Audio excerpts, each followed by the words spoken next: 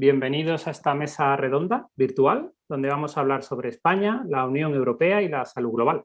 Soy Pablo Colomer, subdirector de la revista Política Exterior, y me voy a ocupar de moderar este debate, que organizamos junto al Parlamento Europeo, el Partido Popular Europeo y la Alianza Progresista de Socialistas y Demócratas.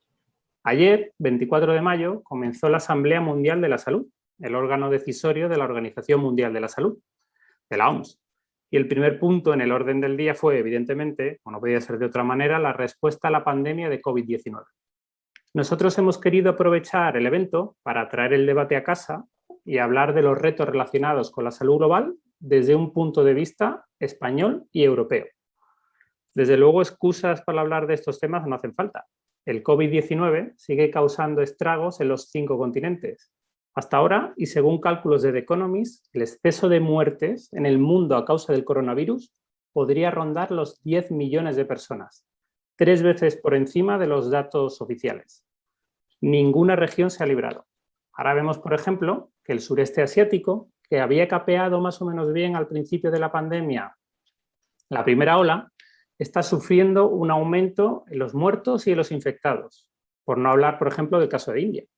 El virus muta y surgen variantes más contagiosas, lo que pone de manifiesto, como en toda pandemia, que hasta que no estemos todos seguros, nadie estará del todo seguro. Esta es una verdad de perogrullo, cuyas implicaciones, sin embargo, no parece que terminemos de comprender del todo. Sabemos que la falta de coordinación, de concierto, agrava y alarga la crisis sanitaria, con el consiguiente impacto económico y social. Pero ¿estamos haciendo lo suficiente desde España y desde Europa para cerrar la brecha entre países ricos y países pobres, por ejemplo, que el COVID ha vuelto a ampliar? ¿Está España preparada a nivel autonómico, nacional, local también, para afrontar con garantías los cada vez más frecuentes problemas de salud que traspasan fronteras? ¿Qué papel desempeña España en la diplomacia de la salud global? ¿Y la Unión Europea? Para hablar de todos estos asuntos, contamos con un panel de expertos con una amplia experiencia en la materia, desde ámbitos muy variados, además. Contamos, aunque todavía no se ha incorporado, con Dolors Montserrat, eurodiputada en el Parlamento Europeo por el Partido Popular y ministra de Sanidad, Asuntos Sociales e Igualdad del Gobierno de España entre 2016 y 2018.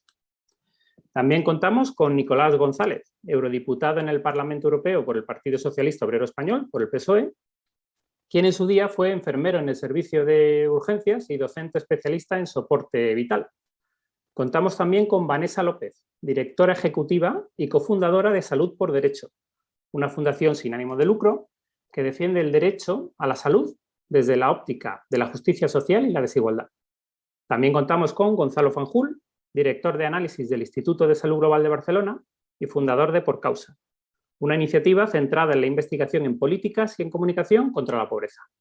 Y por último, contamos con Adrián Alonso, investigador y responsable del proyecto de nuevos modelos de negocio para la gobernanza de la innovación y el acceso global a los medicamentos del Global Health Center del Graduate Institute en Ginebra, Suiza. En resumen, un panel estupendo. Y no lo digo yo, que soy el moderador. Quiero comenzar la mesa redonda por Nicolás y preguntarle por qué estábamos tan mal preparados para afrontar una crisis de esta magnitud. Puede centrarse en España y luego abrir el foco a Europa, pero si quiere centrarse principalmente en España tampoco habría problema. Pues la verdad es que sí, preferiría empezar por España y hacer una valoración que luego me lleve hasta la Unión Europea. Desde luego, esta amenaza de una pandemia era algo que habíamos escuchado de manera continuada y había varias alertas previas, ¿no? Y quizás no habíamos preparado nuestros sistemas sanitarios, en concreto el español. Teníamos un sistema de vigilancia epidemiológica, yo creo que bastante anquilosado, como se ha visto y como se ha detectado perfectamente desde el inicio de la crisis, y sin duda también lo ocurrido en la crisis financiera previamente nos pudo haber afectado, sobre todo en las primeras respuestas ante la pandemia.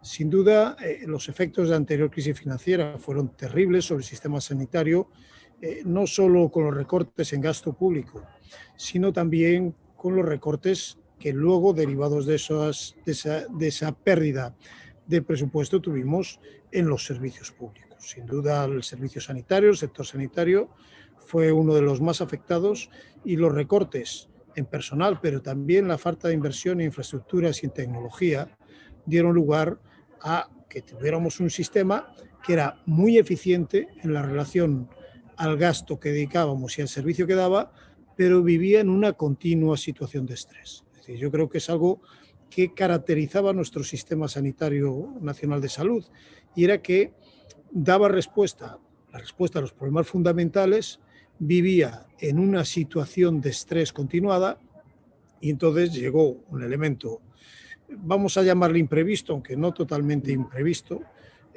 pero sí un elemento de gran incertidumbre como es una pandemia, y ese sistema que está en un estrés continuado no puede resistir pues la sobredemanda que supone una pandemia.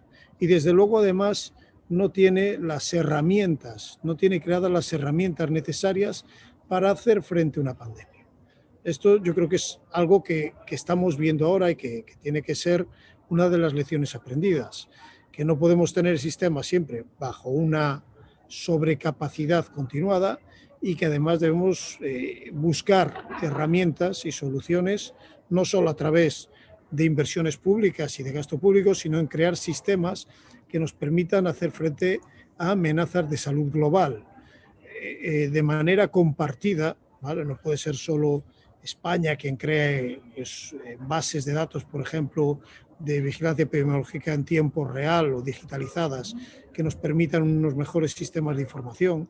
Tendremos que hacerlo de una manera coordinada pues, con la Unión Europea, pero está claro que esto lo ha puesto de manifiesto. Y yo solo quería compartir un momento una diapositiva que tenía, a ver si la encuentro, ¿no? Pero en la pantalla, con respecto a lo que había ocurrido antes de esta situación pandémica en nuestro sistema sanitario, en cuanto a lo que había.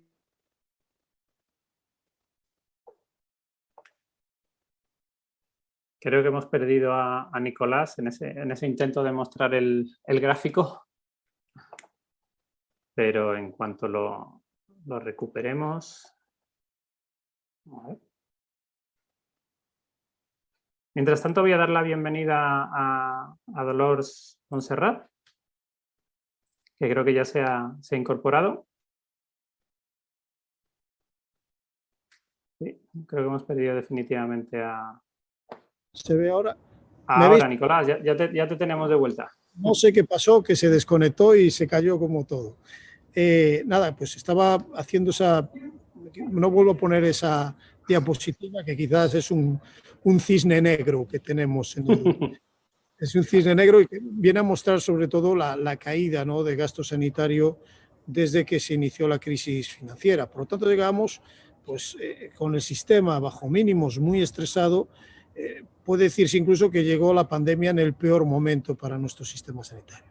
Desde luego tenemos sí una respuesta europea que al principio es de incredulidad, y esto lo digo, Dolores compartió conmigo aquí en el Comité de Medio Ambiente pues comparecencias de la directora del ECDC al inicio de la pandemia, y no sentíamos esa alarma que luego fue la pandemia. Sí, veíamos como cierta confianza. Yo no sé si era la información que nos llegaba de China, que también era en cierta medida incompleta, pero no había esa gran preocupación que luego vimos como en 2 o 3 semanas cambiaba todo de golpe, y cómo nos empezábamos a pelear los diferentes países de la Unión Europea por el material, y cómo había pues un auténtico nacionalismo, digamos, materialista por los materiales, que luego es cierto que la coordinación europea, y yo creo que esto es una de las grandes lecciones que tenemos que aprender en términos europeos, cómo esa coordinación europea logró parar eso. No tardó demasiado tiempo, se empezaron a hacer compras conjuntas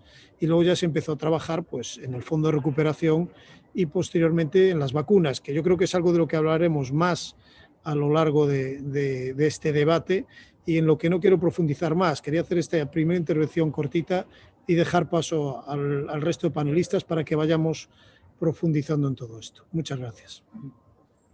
Muchas gracias, Nicolás. Sí, desde luego, aparte de sorprendernos, ¿no? por la llegada de este, algunos lo llaman cisne gris, ¿no? No es un acontecimiento tan impredecible, porque de hecho había muchas advertencias, pero una vez que llega te pilla totalmente por sorpresa, aunque lo podías esperar.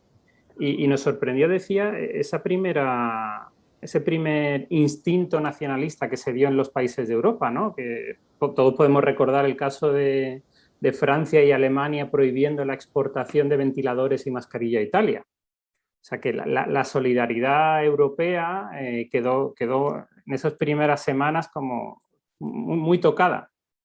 Pero luego al final, entre ese impulso nacionalista y esa vocación supranacional, ¿no? y comunitaria, pues al final se acabó imponiendo. Pero me gustaría a lo mejor que Dolors nos comentase tanto de la parte española, ¿no? de esa gestión inicial de la pandemia, y luego quizá también dar el salto a la Unión Europea para hablar de esa transición, ¿no? de lo nacional, de ese nacionalismo de primeros auxilios que parece que vivimos, a que se impusiese la sensatez, ¿no? El programa conjunto de compra y adquisición, y luego la campaña de vacunación, que empezó renqueante, pero ya yo creo que ha mejorado bastante.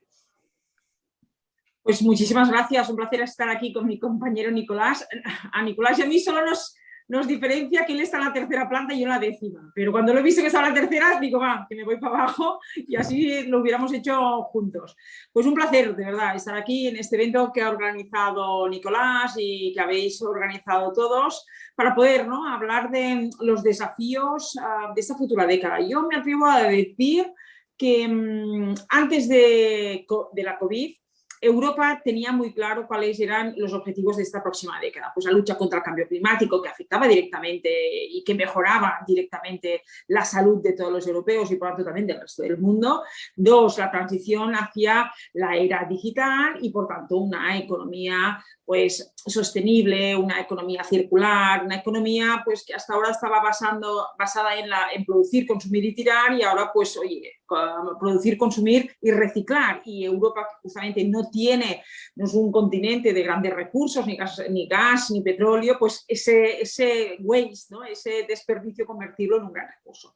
Llega la COVID y yo me atrevo a decir que estamos iniciando la gran década de la salud, donde es una gran oportunidad para todos. Primero para los pacientes, para todos los europeos, ¿no? Y luego pues para los Estados miembros, para todas las administraciones públicas del sector sanitario. Donde lo que hemos visto sobre todo, y Nicolás lo explicaba muy bien, a ver, Europa no tiene competencias sanitarias y por ello no tenía experiencia en políticas sanitarias. Y por tanto, al inicio de todo, y me atrevo a decir, porque lo tenemos que distinguir, o sea, sobre todo en Europa hay 3 instituciones, el Consejo Europeo, donde están los Estados miembros, la Comisión Europea y el Parlamento, donde estamos Nicolás y yo misma.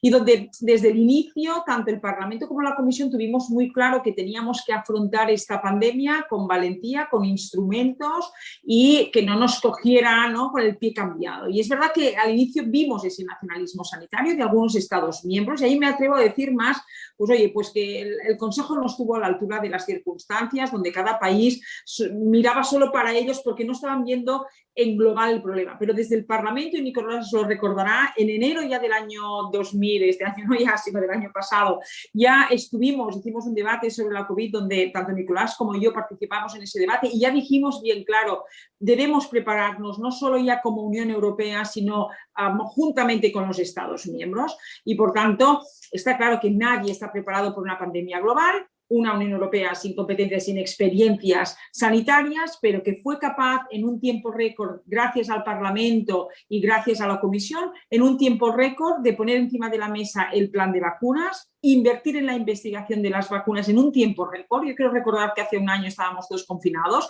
y en ese momento, hace un año, todo el mundo decía que era imposible que a finales de ese año pasado tuviéramos vacunas. Y en cambio Europa tuvo muy claro, inicialmente, invertir en la investigación en un tiempo récord para vacunas, invertir en la producción de esas vacunas, hacer una compra centralizada para evitar los nacionalismos sanitarios que vimos en el inicio desde el Consejo, o sea, desde los Estados miembros, y por tanto hemos hecho en un año algo impensable que para mí, ¿no?, refuerza otra vez la historia de éxito que es la Unión Europea. tenemos vacunas y fondos europeos. Y ello nos garantiza también construir esa Unión Europea para la salud. Lo que ha aprendido Europa lo ha aprendido muy rápido y ha dicho, oye, no tenemos, de la misma manera que hemos hecho una convergencia, nos hemos unido pues, en la unión del mercado, la unión del euro, la unión bancaria, la unión financiera, tenemos que hacer una Unión Europea para la salud donde ya hemos puesto los primeros, donde Nicolás y yo, pues oye, tenemos la suerte de ser protagonistas de esta construcción de la Unión Europea para la salud,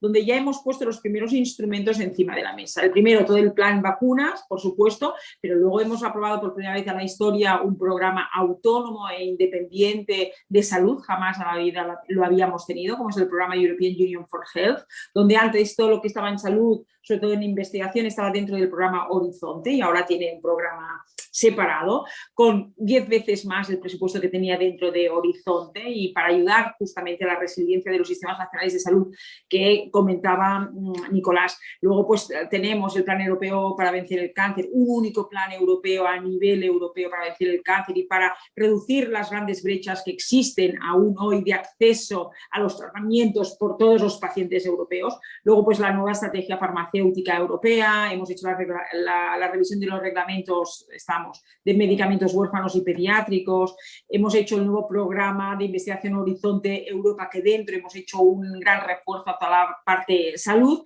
y sobre todo este nuevo espacio europeo Big Data que nos va a ayudar muchísimo en la prevención, en el diagnóstico precoz de los tratamientos y para mí una de las grandes reformas y aciertos ha sido pues la Agencia Europea, la ERA, pues para evitar, ¿no?, a futuro pues que nos vuelva a pasar lo que nos ha pasado y ahora ya está funcionando la incubadora donde está vigilando constantemente en las nuevas variantes. Cuánto Europa ha sido capaz en un tiempo récord de hacer las reformas necesarias y para que esto no nos vuelva a pasar y para estar preparados. Y luego, pues claro, a nivel de Estados miembros, pues no tenemos que tener miedo. Yo no quiero hacer una crítica, ¿no? Todo el mundo sabe que he sido un poco crítica con el gobierno español, pero hoy no es un día para hacer críticas como compañera que soy de Nicolás en este coloquio, pero sí que aquí lo más importante es, primero, los Estados miembros al inicio, y lo hemos visto un poco ahora en el certificado COVID de viajeros, que ha salido pues otra vez ese nacionalismo sanitario, y no nombro a ningún Estado miembro, sino a los Estados miembros en conjunto, pero desde el primer momento el Parlamento y la Comisión tuvimos claro,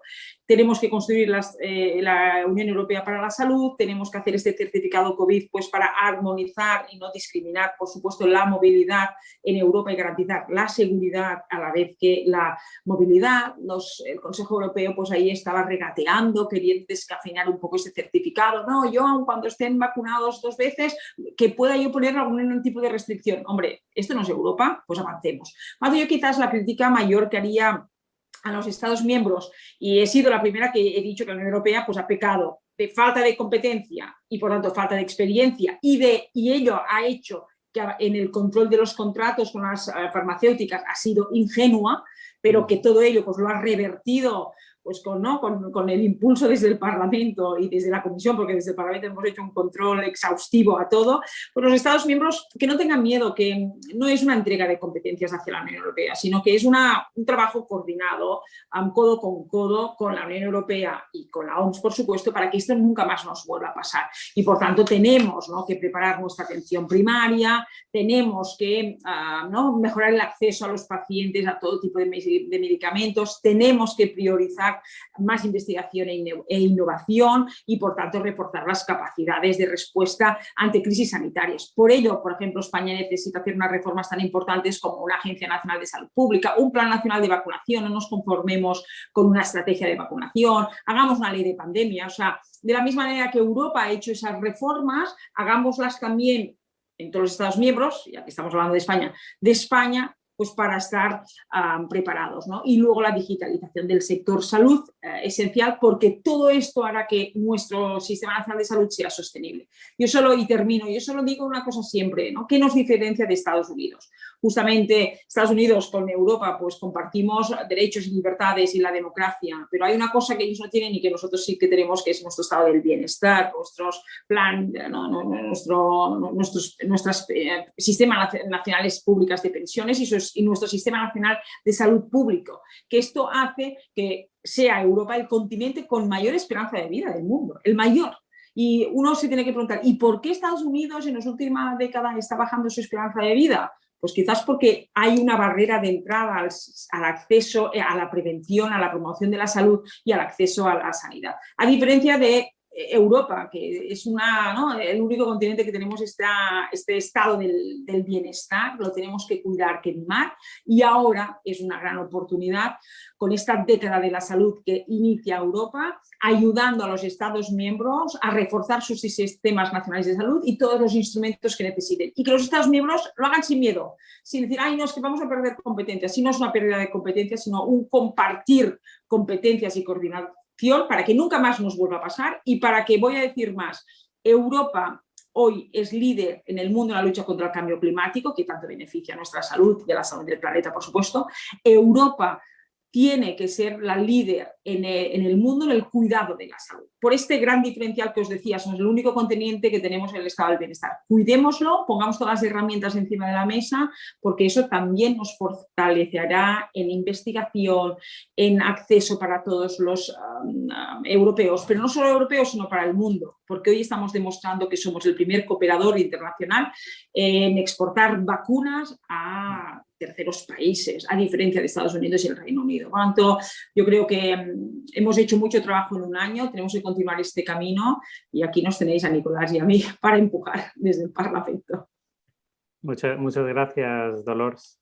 De hecho, sí, bueno, luego podremos hablar, si queréis, de la cobertura sanitaria universal, ¿no? que promueven muchos estados y organizaciones, ¿no? Y con el ejemplo claro y terrible de Estados Unidos, donde muchísima gente que ha sufrido el COVID y que tenía seguro privado se ha visto endeudada hasta las cejas porque al final, por una cláusula o por otra, no podían cubrir los gastos y eso en Europa afortunadamente no ha sucedido.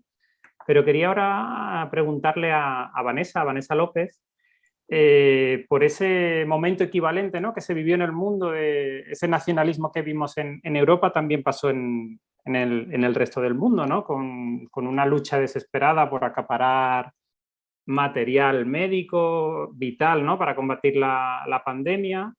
Y en paralelo a ese nacionalismo de primeros auxilios también vimos una vocación y una voluntad de cooperar, porque viendo que el reto era global nos dimos cuenta de que la cooperación era imprescindible y se levantaron mecanismos como el COVAX, que era una apuesta por el multilateralismo y por la cooperación internacional para asegurarnos de que las vacunas estuviesen disponibles en todos los países con independencia de sus ingresos de manera equitativa.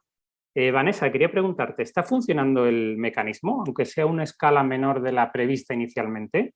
¿Y cuál es la participación de España y de la Unión Europea dentro de ese mecanismo o en iniciativas similares, ¿no? como la de la Alianza para la Vacunación, Gavi, o el Fondo Global, ¿no? que lucha contra el VIH, la tuberculosis o la malaria?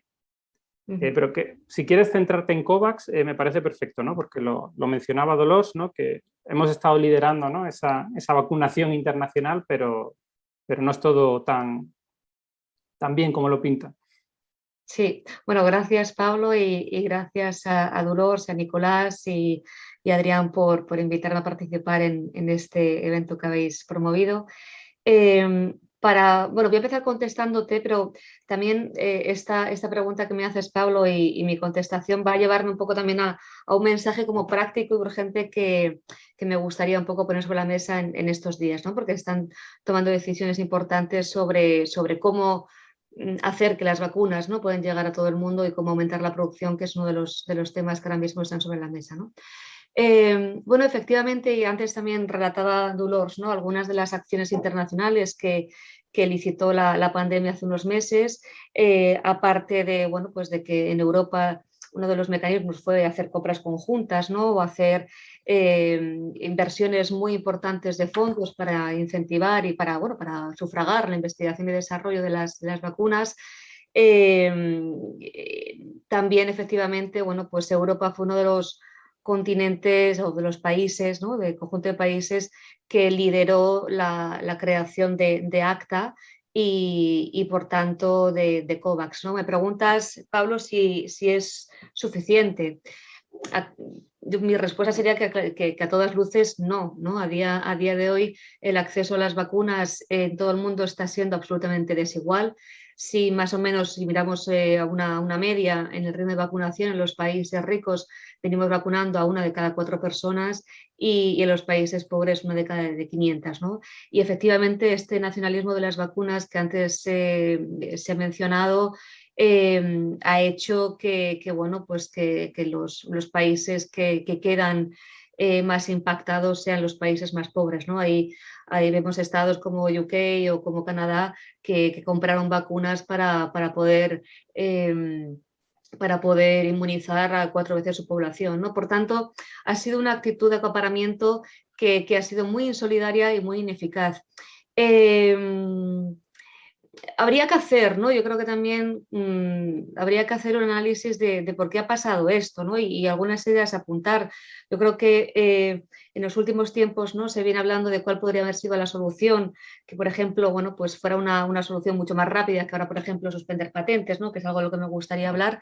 Y es que cuando Europa u otros países, ¿no? Estados Unidos, Japón, bueno, toda la comunidad internacional pusieron una cantidad de fondos inmensos hace meses para, como decía, impulsar en tiempo récord la búsqueda de una vacuna y de otras tecnologías sanitarias, pasó algo, ¿no? Y fue que no hubo unos esfuerzos realmente coordinados, mancomunados, para de alguna manera que los estados pudieran asegurar que aquellos productos que se iban a producir, ¿no? Las vacunas, por ejemplo, iban a asegurarse unas condiciones bueno, que evitaran, por ejemplo, diferentes precios, ¿no? Y que eso hiciera que algunos países tuvieran, ¿no? Una capacidad de compra mayor o que llegaran antes, ¿no? a los contratos, precios que tendrían que haber sido fijados en base a costes reales de investigación y más beneficios razonables, ¿no? Controlados previamente por los gobiernos, que son los que han puesto el dinero, ¿no? Y que todas esas condiciones tenían que haberse incluido en los contratos de financiación y de compra, por ejemplo,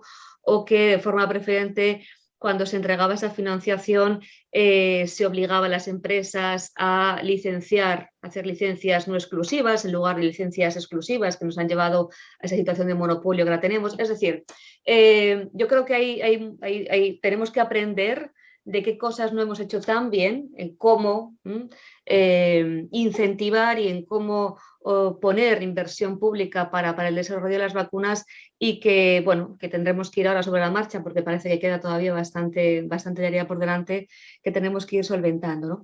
Llegado a este punto y tanto en clave europea pero tanto también en clave española, ¿no? Porque yo también un poco tenía esa charla como en plan de, bueno, ¿cuál puede ser aquello que podría, bajo mi punto de vista, ser importante en el desarrollo del liderazgo de España, ¿no? La salud global? Yo creo que decíamos antes que, bueno, la sociedad civil, mayoritariamente todo el mundo y muchos organismos internacionales como NUSIDA y otros expertos, consideramos que llegado a este punto, ahora la solución más rápida podría ser la suspensión temporal de las patentes que se acuerde en la OMC y que esto sería una condición, bueno, pues necesaria pero no suficiente, ¿no? Pero sí necesaria para eliminar el obstáculo que las patentes suponen para que empresas, que las hay, que ya están capacitadas para producir vacunas desde ya, puedan hacerlo, y también para ir con la ayuda de la transferencia de tecnología, que por supuesto eso tiene que estar dentro de la ecuación, ¿no? Y cómo organizamos esa parte y cómo también hacemos que la capacidad de producción en los países, sobre todo los países de renta media, se pueda fortalecer. Bueno, todo esto, ¿no? Tiene que formar parte de esta solución.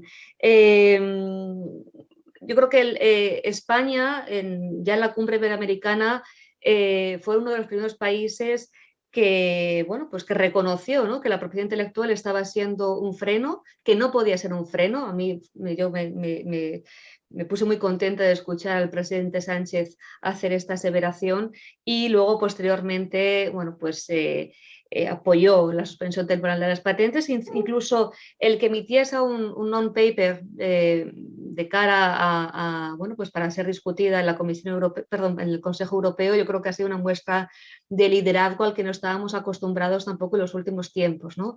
Y yo creo que esto es algo muy importante a reconocer.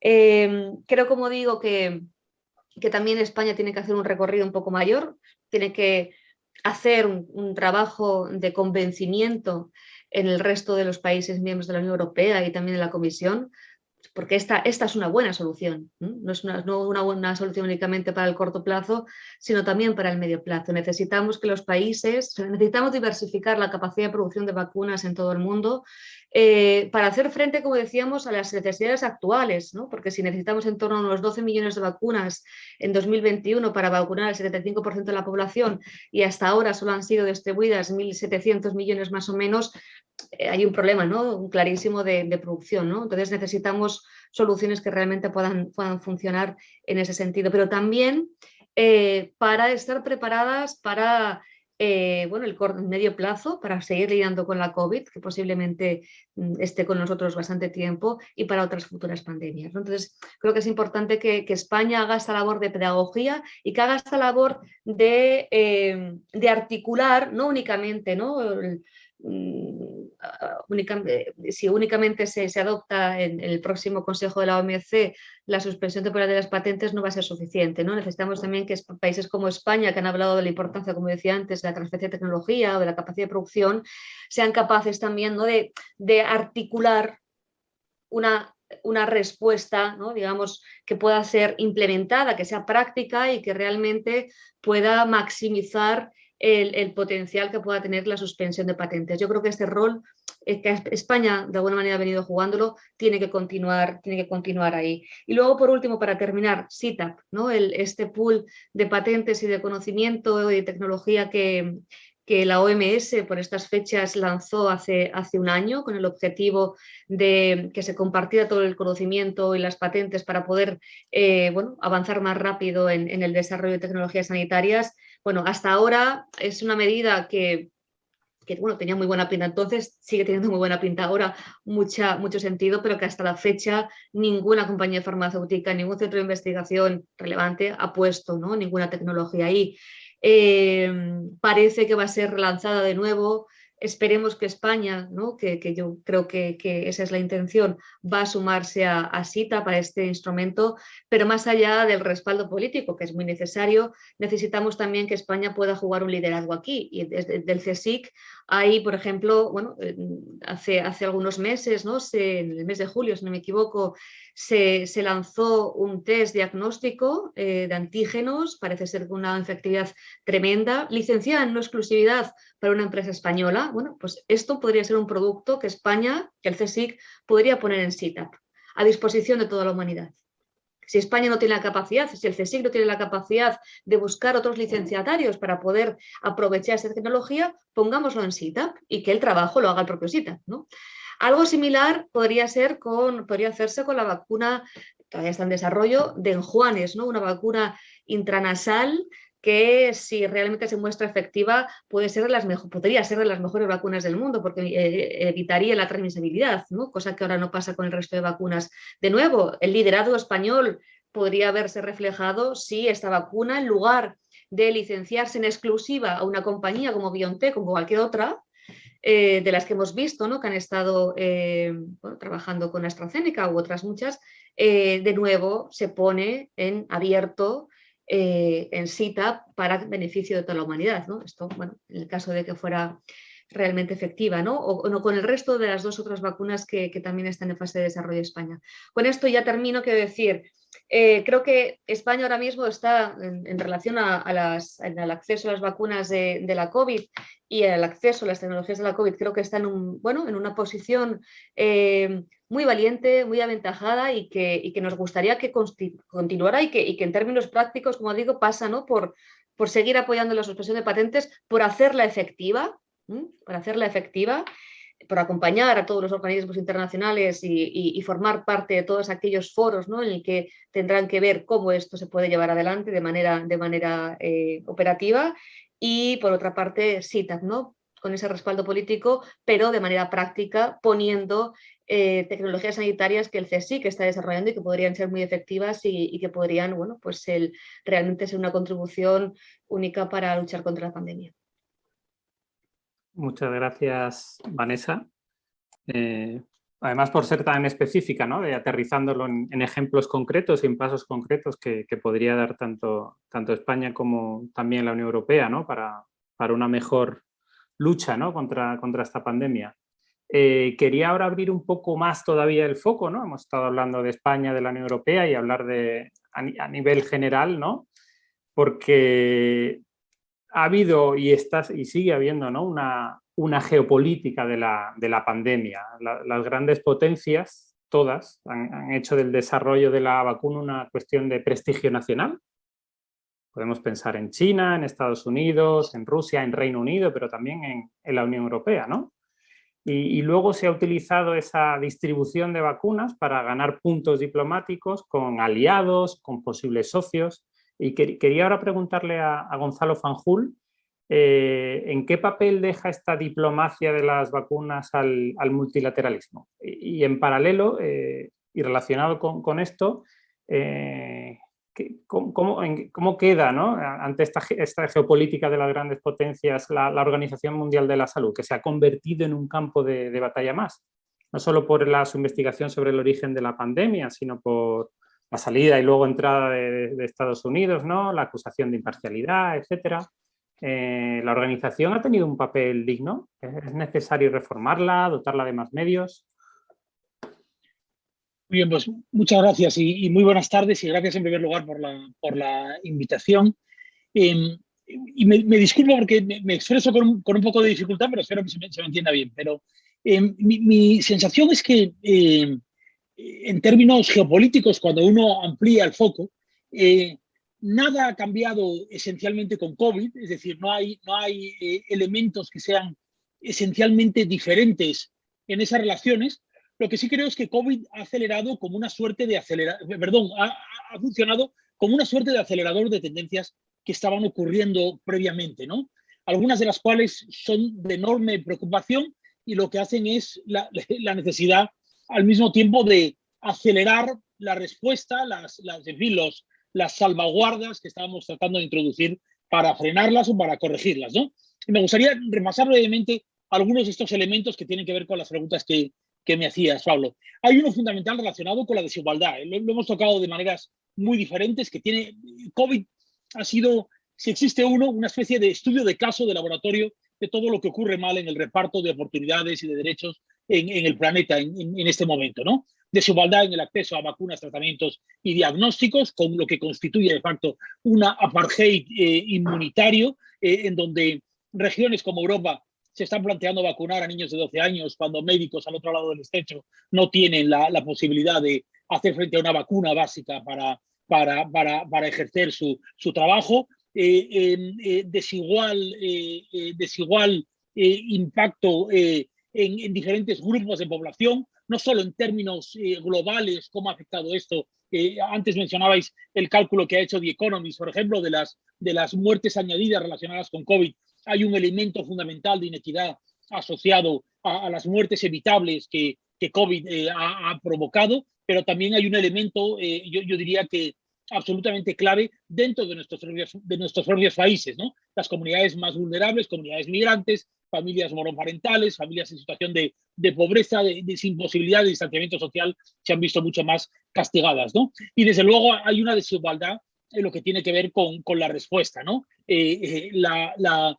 La comparación es sencillamente obscena. El hecho de que en la última cumbre sobre salud global del G20 hayamos sido incapaces de cerrar la brecha de los 18.500 millones de dólares que son necesarios para cubrir las necesidades de COVAX, cuando los Estados Unidos y la Unión Europea están interviniendo en sus propias economías con magnitudes de la envergadura de los billones en español de euros, yo creo que la comparación, como digo, es obscena, ¿no? Esto ha acelerado también ese fenómeno de dependencia mutua. Yo creo que India constituye un epítome de por qué nadamos o nos sentimos juntos en este asunto, pero hay una perspectiva que es muy interesante, yo creo que Dolores ha hecho una referencia rápida a ello, que es la dependencia casi interplanetaria, ¿no? La dependencia con nuestros ecosistemas. Hay un ámbito en el que IS Global trabaja de manera particular, que es el ámbito de la salud planetaria, que vincula la salud del planeta con la salud de las personas. COVID es uno de esos ejemplos de cómo las amenazas epidemiológicas se aceleran en este ámbito, ¿no? Hay una aceleración también de las variaciones casi tectónicas de influencia y de credibilidad de los diferentes grupos, de los diferentes países y regiones en el planeta. Aquí China Rusia aceleran con productos, yo diría que, como ha demostrado el caso chileno, posiblemente defectuosos, pero enormemente eficaces a la hora de llegar y de llegar pronto a la respuesta cuando los países más desarrollados dan un paso atrás o se ensimisman, digamos, ¿no? Y luego finalmente hay un elemento que me parece clave, que es el elemento de la desinformación y del ruido, de la baja calidad del debate público, que yo creo que es un asunto que de nuevo COVID ha acelerado de una manera pasmosa y enormemente preocupante y que nos obliga, digamos, a reconsiderar no ya solo, en fin, el efecto de las nuevas tecnologías en la acumulación de información, sino el papel de algunos agentes externos, como el caso ruso, para intervenir, digamos, en la conversación global, pública, de una manera absolutamente tóxica, ¿no? Y ese es un elemento que con COVID se ha acelerado, ¿no? Bueno, cuando uno mira todos estos factores, la conclusión, yo me temo que soy un poco menos optimista que Dolores con respecto al papel de la Unión Europea. Yo creo que la Unión Europea es más bien parte del problema que parte de la solución en este momento. Y tenemos muchos deberes que hacer en este sentido, ¿no? Y aquí yo planteo 5 cuestiones básicas en donde creo que esos elementos geopolíticos podrían ser reconsiderados en una respuesta a COVID que sea no solo justa, sino más inteligente, más sostenible en el tiempo, porque como mencionaba Vanessa, esto viene aquí para quedarse, ¿no? Y no me refiero solo a las amenazas de las enfermedades infecciosas, sino a esta amenaza en concreto de COVID, en donde vamos a necesitar posiblemente muchas vacunas durante mucho tiempo, y esto es algo que viene durante... Bueno, hay un primer elemento relacionado con la gobernanza, una gobernanza robusta y representativa, tiene que ver con la optimización del papel de cada parte. La optimización no es solo del papel de los gobiernos, sino del sector privado y de la sociedad civil. Este es un ámbito, el de la gobernanza de la salud, que se ha reformado y ha cambiado probablemente más que ningún otro en los últimos 15 o 20 años. Yo diría que en positivo, pero esto necesita ser embridado políticamente. Y en este sentido, la OMS fracasa pavorosamente, entre otras cosas porque es un organismo financiero y políticamente vaciado. Y eso hay que corregirlo. La propuesta franco-alemana de la Unión Europea en este sentido me parece interesante, pero hay elementos que tienen que ver también con la independencia financiera a los que debemos hacer frente, ¿no? Un segundo elemento relacionado con esto tiene que ver con el sistema de financiación, que debe ser reformado, no solo para incrementar los mecanismos tradicionales de financiación como la ayuda oficial al desarrollo. España, a pesar de las promesas del gobierno y después de que en las anteriores legislaturas en las cuentas quedasen prácticamente a cero, con excepción de las contribuciones obligatorias, España todavía está muy lejos de las obligaciones que tiene en este sentido. Vamos a ver si parte de esta inversión millonaria del Next Generation y de todo lo que la acompaña tiene que ver también con programas de cooperación que, insisto, no solo son una muestra de solidaridad, sino que son una muestra de sentido común, de inteligencia, de perseguir intereses propios a través de un gasto que francamente es incomparablemente más pequeño que otros que se están realizando, ¿no? Pero hacemos frente, sobre todo en regiones como África, América Latina, yo diría que economías emergentes en general, a una crisis de deuda que yo creo que va a dejar, en un buen recuerdo, la crisis de los años 80. Es decir, que vamos a tener que intervenir en los mercados financieros de un modo mucho más imperativo y agresivo de lo que lo hemos hecho en el pasado, ¿no? Y además de eso, todas las herramientas de innovación financiera, algunas simplemente de entusiasmo político por la innovación financiera, como por ejemplo la reforma tributaria que se está planteando en el ámbito global para las compañías que están operando ahora utilizando los limbos fiscales en ese sentido. Yo creo que todo lo que hagamos ahí tiene mucho sentido, ¿no? El tercer elemento es el elemento de la ciencia y la innovación como palancas de todo este proceso, como punto de partida y como palancas, ¿no? Esto tiene que ver en parte con la reforma del sistema de propiedad intelectual, un sistema roto, sencillamente. Es decir, y no hablo aquí de que no sean necesarias patentes para fomentar la innovación. Lo que es evidente es que todo lo que era cierto cuando el ACRIC se puso en pie en la Organización Mundial del Comercio ha sido olvidado después para imponer un modelo de oligopolio de un puñado de compañías que lo que hacen es utilizar los vacíos del sistema para perpetuar derechos y básicamente incumplir su parte del acuerdo, que simplemente garantizar el suplir el mercado con los productos que el mercado necesita, ¿no? De los que ya existen y los que deberían existir, porque aquí hay una parte fundamental con las enfermedades olvidadas, ¿no? Pero además hay otros muchos aspectos, no lo voy a repetir, Vanessa los ha mencionado muy bien, que tienen que ver con el modo en el que innovamos, en el que incentivamos la innovación. Nosotros hemos hablado, y esto es un asunto que importa mucho a la Unión Europea, de la reforma del modelo de compras públicas. El Estado tiene que tiene que utilizar su ascendiente como uno de los, no solo de los compradores principales, sino como una parte fundamental en el proceso de innovación, en la medida en que el Estado está poniendo al servicio de las compañías los ensayos clínicos, las infraestructuras. Y aquí os puedo decir que IS Global en pocos días publicará un discussion paper en el que el autor principal es precisamente Adrián, que yo creo que es un papel que trata de identificar estos elementos, ¿no? Cuarto asunto, y voy terminando, un modelo orientado a la prevención y a la preparación. Todo eso que en el término anglosajón yo creo que lo captura mejor de preparedness. Vamos a tener que establecer mecanismos de preparación y de prevención que afectan a los riesgos epidemiológicos, pero que yo creo que van mucho más allá. Afectan a los riesgos nucleares, a los shocks naturales extremos. Necesitamos un contexto adaptado a un mundo mucho más, en donde estos riesgos son mucho más tangibles de lo que eran en el pasado, ¿no? Y eso tiene implicaciones legales, económicas, infraestructura, casi en todos los niveles de la administración y también de la gobernanza global, ¿no? Y finalmente, los sistemas y derechos universales, desde la cobertura universal de salud, es decir, cómo los sistemas más garantistas han sido más resilientes a la hora de hacer frente a COVID, como en aspectos fundamentales en los que España tiene mucho que decir, como por ejemplo la transferencia de tecnología y de capacidades a sistemas, por ejemplo en América Latina, en donde este ejercicio resulta clave, ¿no? Así que gobernanza, financiación, ciencia, prevención y sistemas y derechos universales, 5 ámbitos en donde yo creo que tanto España como la Unión Europea tienen todavía un larguísimo camino que recorrer. Y no estoy muy seguro de que estemos para dar lecciones a nadie, pero tenemos la capacidad con el resto de la comunidad internacional de cambiar por completo y convertir la salud en la médula espinal de la seguridad económica y personal en los próximos años. Gracias. Muchas gracias, Gonzalo. Quiero cerrar esta ronda inicial de intervenciones con Adrián, precisamente, con el que me gustaría hablar de lo público y lo privado, de la relación de lo público y lo privado en la gestión de la pandemia, que lo habéis mencionado varios de vosotros, ¿no? Sobre todo en relación a la industria farmacéutica.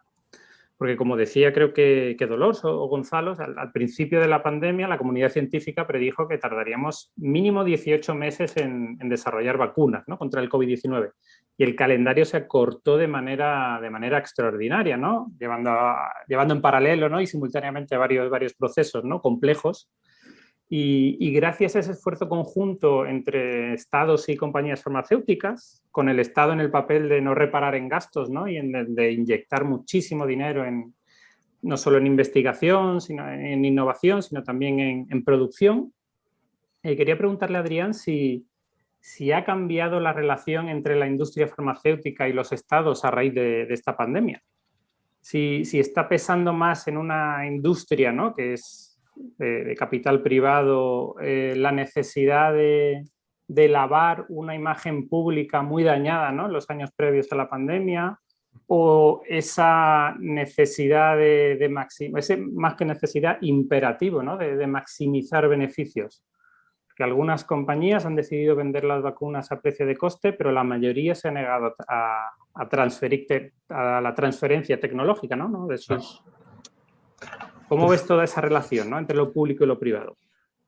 Bueno, pues en primer lugar, muchísimas gracias por organizar el debate, muchísimas gracias a los ponentes por participar y por sus intervenciones. Sobre la pregunta, tremenda pregunta. A mí me gusta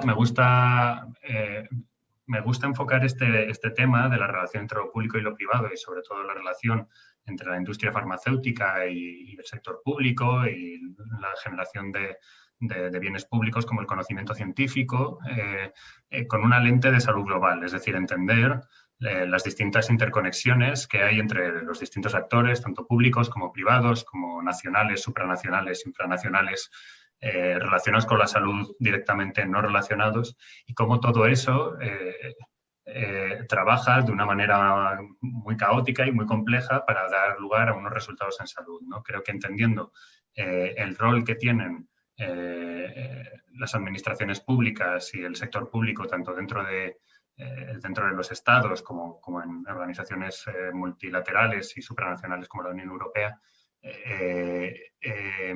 entendiendo el papel que tienen o que han tenido tradicionalmente en el sistema de innovación y desarrollo farmacéutico, podemos ver algunas de las consecuencias que padecemos hoy, ¿no?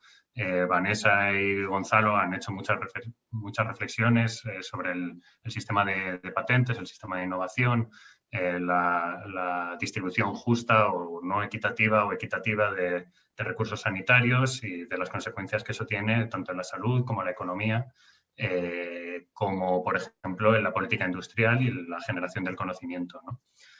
Por eso creo que a la hora de hablar de la relación entre lo público y lo privado es necesario entender a qué niveles podemos actuar desde las instituciones públicas para mejorar la innovación farmacéutica, ¿no? Y en salud global, o al menos intentamos utilizar un marco a 3 niveles, ¿no? En primer lugar, hablaríamos de la gobernanza de la salud global, ¿no? De cómo a través de organismos como la Organización Mundial de la Salud, pero también de otras organizaciones como puede ser CEPI o COVAX, se puede, a través de mecanismos de financiación gracias al sistema público, de gobernanza, de diplomacia, de negociación de resoluciones, de tratados, etcétera, podemos dar lugar a un tipo de innovación farmacéutica u a otra, ¿no? No es casualidad que los principales candidatos, o bueno, las principales vacunas a las que tenemos acceso hoy hayan sido financiadas bueno, fundamentalmente o en gran parte gracias al sector público, pero muy importante a través de un mecanismo multilateral de colaboración que fue CEPI, indicando un poco el valor que tiene el trabajo de diplomacia en la salud global en el desarrollo de innovaciones farmacéuticas, ¿no? Otro nivel sería el de la gobernanza global para la salud, ¿no? Que sería, digamos, el de todas estas organizaciones no directamente relacionadas con la salud global, pero que por cómo los distintos condicionantes y determinantes sociales de la salud, como estos afectan a la salud de la población, pues están relacionados con la salud global. Y el caso más claro es el que ha contado Vanessa de la negociación del levantamiento de las patentes, bueno, de los derechos de protección intelectual con relación a las tecnologías para el COVID en la Organización Mundial del Comercio, que no es una organización sanitaria, ni directamente o estrictamente relacionada con la salud, pero con implicaciones muy importantes sobre la salud de la población, ¿no?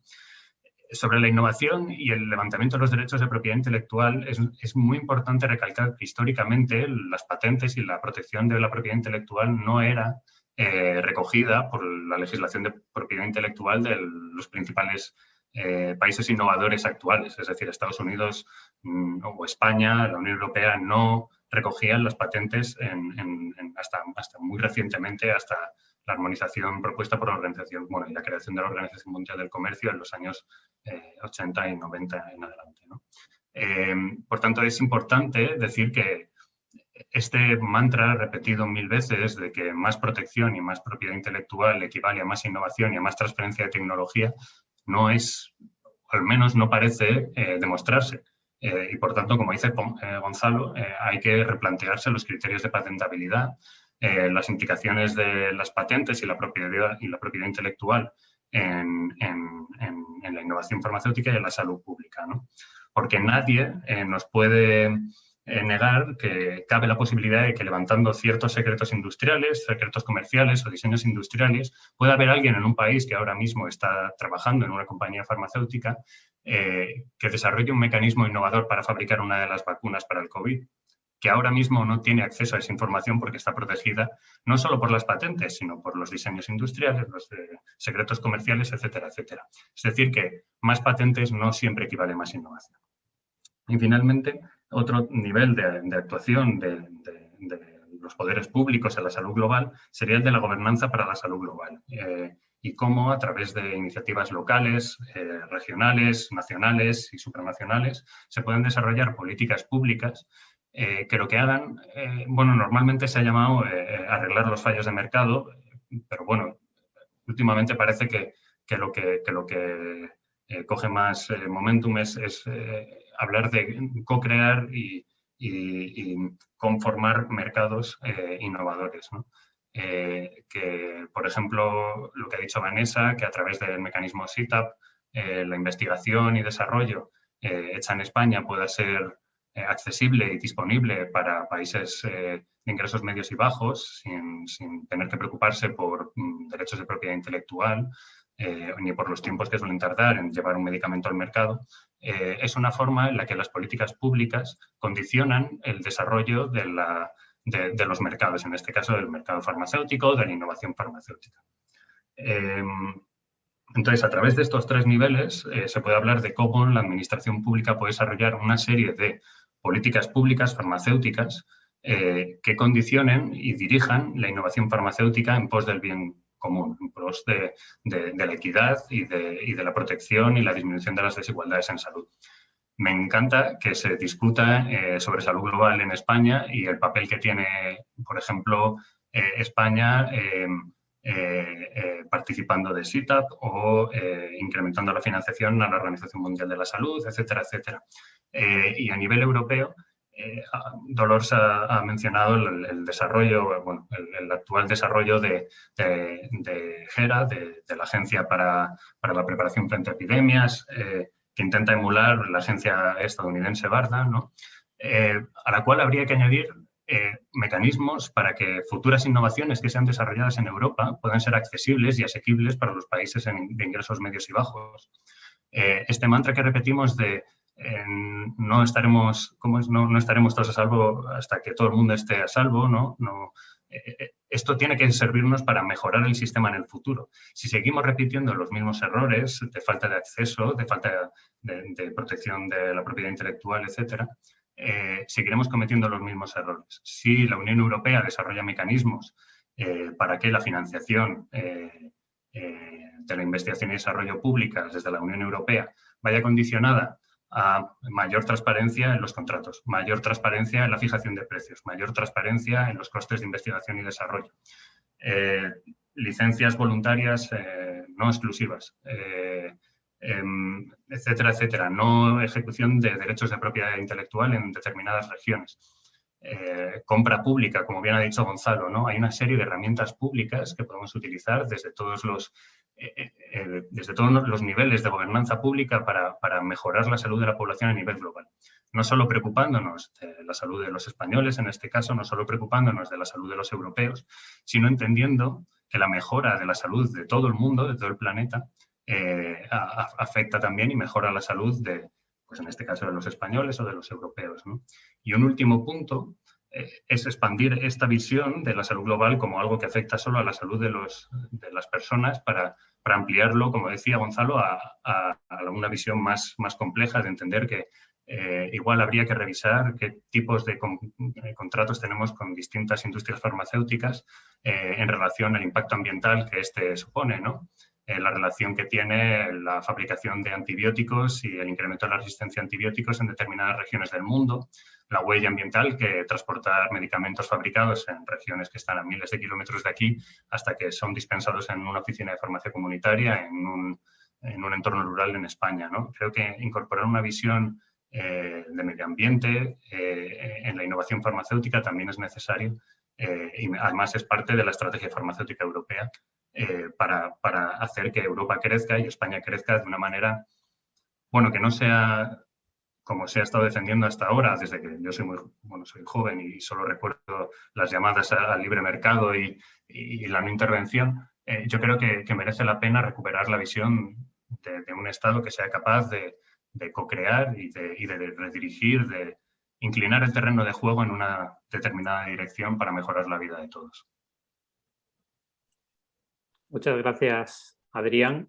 Quiero volver sobre un tema que todos habéis mencionado y que Vanessa ha tocado más o menos en profundidad, pero a ver si entre Nicolás y Dolors me podéis resolver una duda, porque en relación a la suspensión temporal de las patentes relacionadas con el COVID, que como bien decía Vanessa, no se trata solo de las vacunas, sino de toda la tecnología médica en torno a la lucha, ¿no?, contra la enfermedad, desde medicamentos, pruebas de diagnóstico, equipos, materiales, etcétera.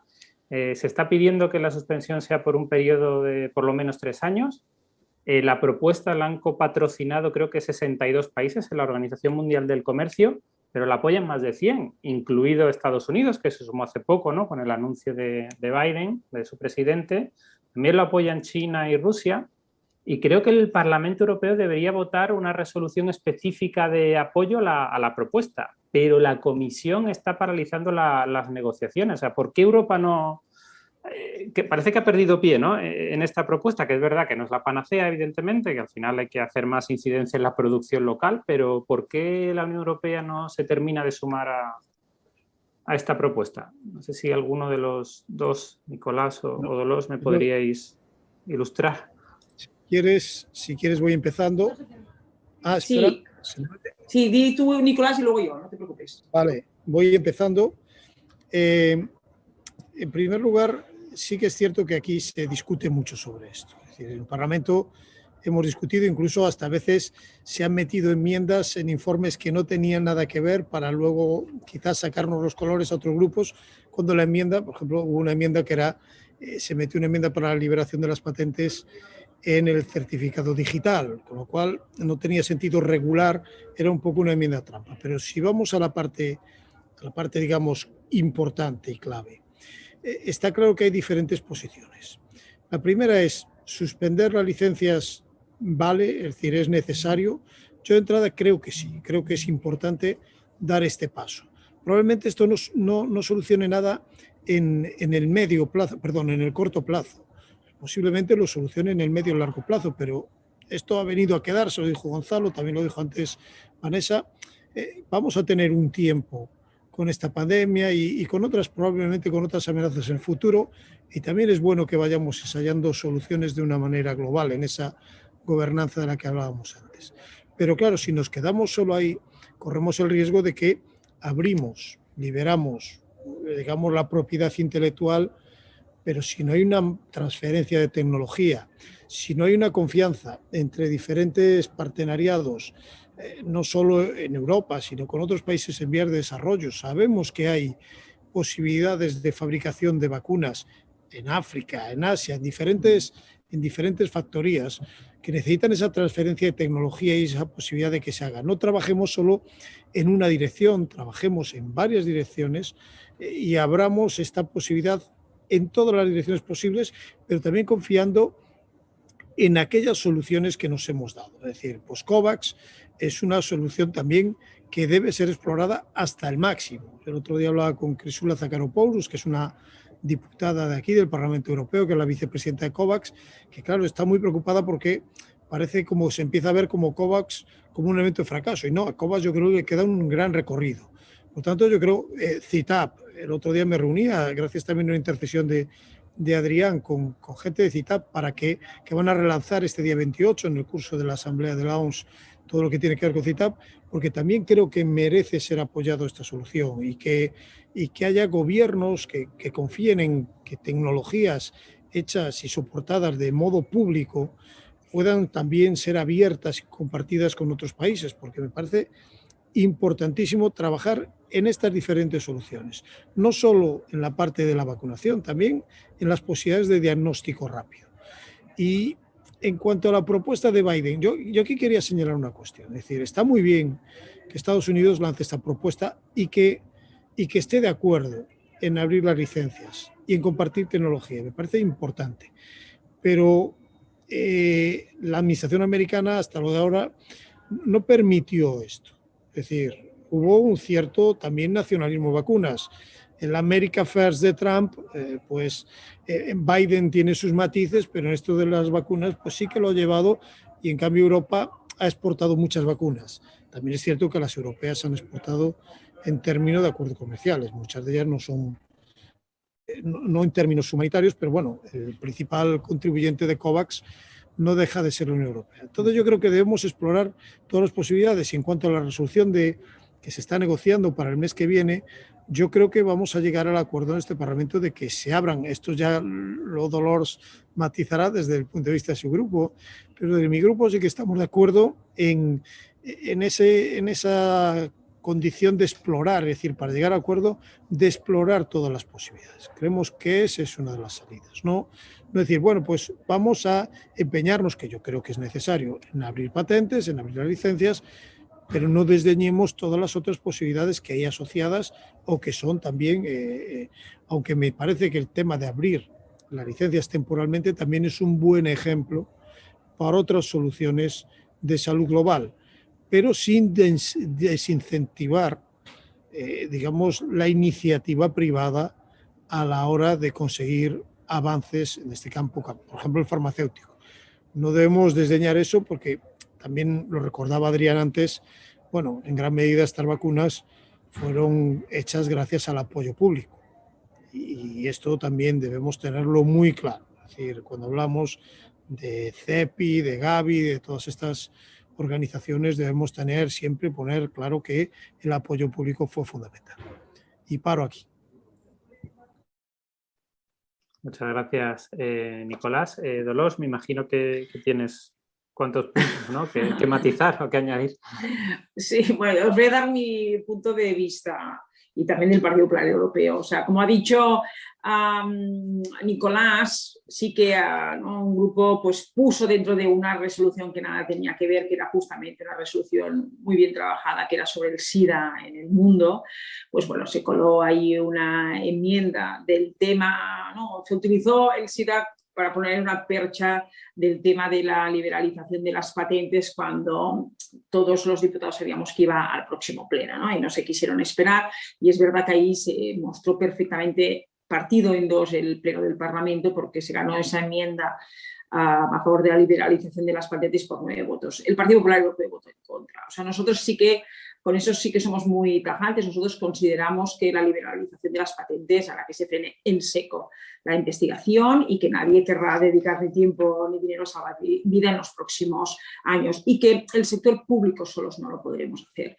Nicolás lo decía muy bien ahora, ¿no? Si tenemos las vacunas del COVID ha sido gracias a la inversión del sector público, en este caso de la Unión Europea, en la investigación de las vacunas del sector privado. Pero realmente pues, ha sido, ¿no? la confluencia entre el sector público y el sector privado. Y iría más allá, nosotros hemos propuesto soluciones importantes como, primero, Europa tiene que continuar liderando COVAX, donde hemos sido el primer contribuyente en COVAX, tenemos que continuar liderándolo, aportándolo absolutamente todo el mundo. Todas esas vacunas de AstraZeneca que están en las neveras, en España y en el resto de Europa, y no están haciendo nada en las neveras, que empiecen ya a salir de Europa e irse a la plataforma COVAX, por ejemplo. 2, tenemos que hacerlo porque es uno de nuestros grandes valores de Europa, la solidaridad. Y por tanto, nosotros no vamos a renunciar jamás, todos los europeos, a esa solidaridad. A diferencia de Estados Unidos, a diferencia del Reino Unido, yo lo quiero decir, sí. O sea, Biden propone, y esto también lo explica muy bien Nicolás, Biden propone la liberalización de las patentes, pero ¿qué es lo que ha hecho él? ¿Ha aportado algo a COVAX? ¿Ha hecho exportación de vacunas? Lo que ha hecho es un ban, un decreto de cierre de fronteras, donde no ha salido ni una molécula, no ha salido, no una vacuna, no ha salido nada de Estados Unidos. Y lo mismo digo del Reino Unido, antes Vanessa lo explicaba muy bien, ¿no? Cómo han hecho acopio, ¿no? de más de las necesidades que necesitaban y siendo pues insolidarios. Luego, ¿qué es lo que tenemos que hacer? Yo creo que no es un problema de conocimiento, sino que es un problema de tecnológico, de transferencia de tecnología y de inversión para el aumento de producción en los terceros países, en los países emergentes. Y en esto tiene que estar Europa ¿no? trabajando con todos los países de todos los continentes, pues para la transferencia de tecnología, la inversión para el aumento de la producción,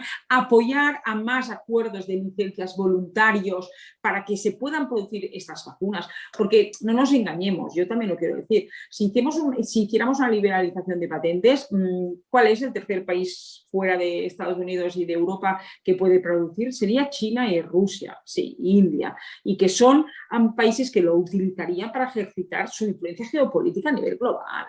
O sea, tampoco nos engañemos y por lo tanto Europa también tiene que, lo que he dicho antes, liderar en el mundo, como está liderando en el mundo la lucha contra el cambio climático, y es un exitazo de Europa donde se está sumando, Biden ha vuelto, gracias a Dios, al Acuerdo de París, y se están sumando todos los países, como nosotros tenemos que liderar también el cuidado de la salud en todo el mundo, por lo que os decía, ¿no? Que tenemos un estado del bienestar único en el planeta. Pero luego también, y antes lo has explicado muy bien, Adrián, el tema de la estrategia farmacéutica, que tengo el placer de ser la reporter del Parlamento Europeo de la estrategia farmacéutica. Hay muchas cosas que hacer.